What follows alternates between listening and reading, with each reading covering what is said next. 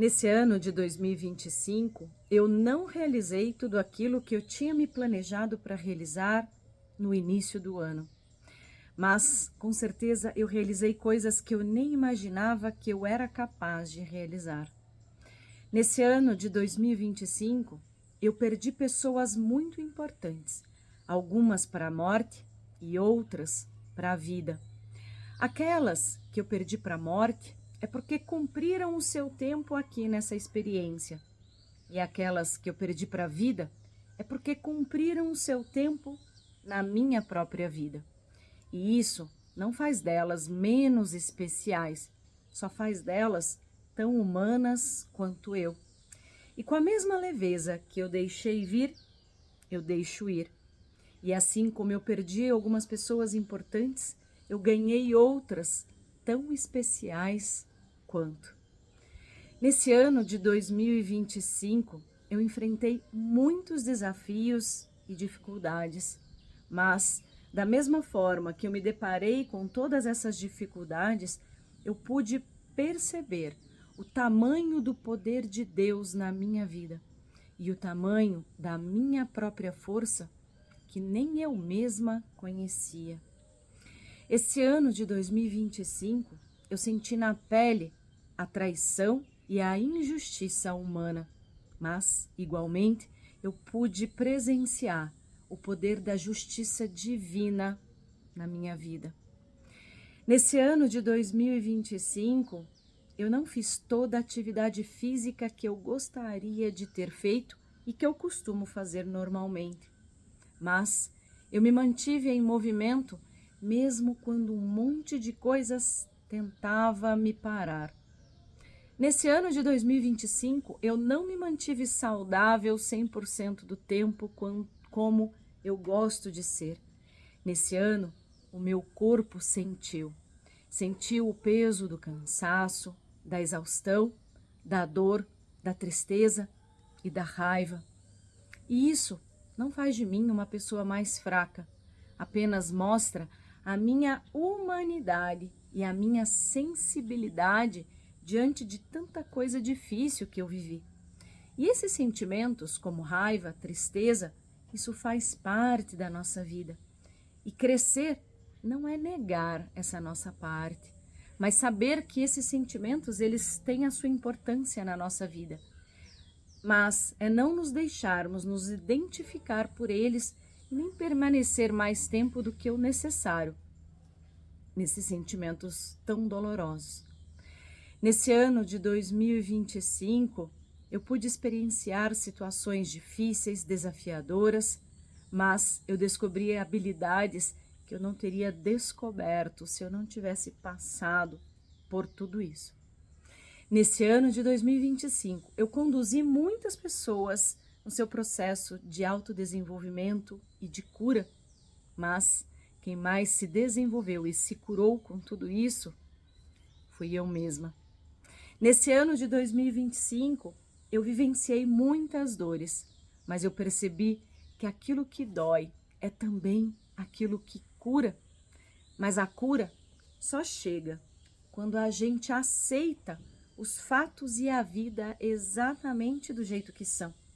E aceitar não significa cruzar os braços e ficar parado, mas sim se humildecer diante da vida e tirar o melhor proveito diante de tudo aquilo que aconteceu.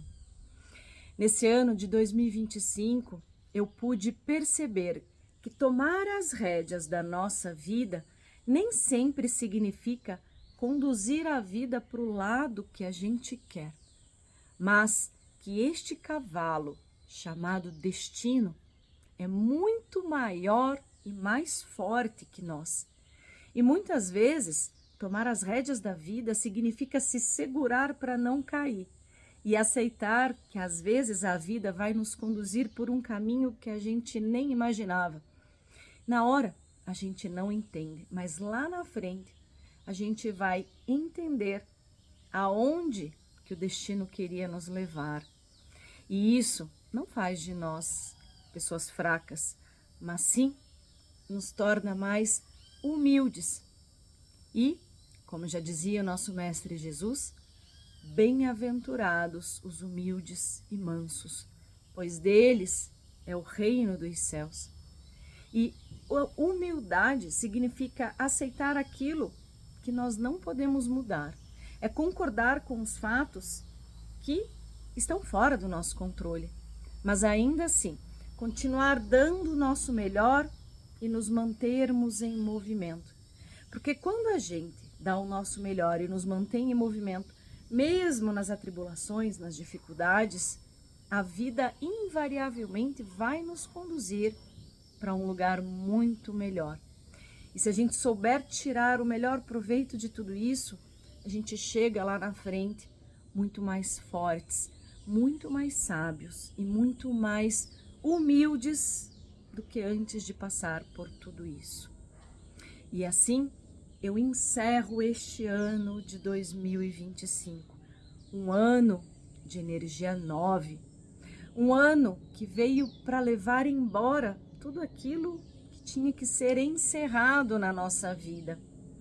E quando a gente aceita com humildade o encerramento dos ciclos que precisam ser encerrados, a gente se abre para novas oportunidades e para novos ciclos que precisam começar na nossa vida. Mas se a gente fica se debatendo, brigando com aquilo que está fora do nosso controle, a gente vai acabar perdendo oportunidades maravilhosas. A gente se fecha e a vida passa e a gente nem vê. E dessa forma, eu inicio o ano de 2026, com certeza, muito mais forte, muito mais sábia e muito mais humilde do que eu era há exatamente um ano atrás. E você? Como que está encerrando o seu ano e como que você está começando 2026? Um ano de energia 1, um ano de novos começos, de novas oportunidades e de novos ciclos. Só que para o novo ciclo chegar, o velho tem que ir antes. E a gente precisa aceitar isso. E uma das chaves que abre a porta da realização e da prosperidade é justamente a aceitação, a gratidão e a humildade. Humildade diante daquilo que não está no nosso controle. Eu espero de coração que você também tenha chegado ao final de 2025 mais sábio, mais forte, mais humilde.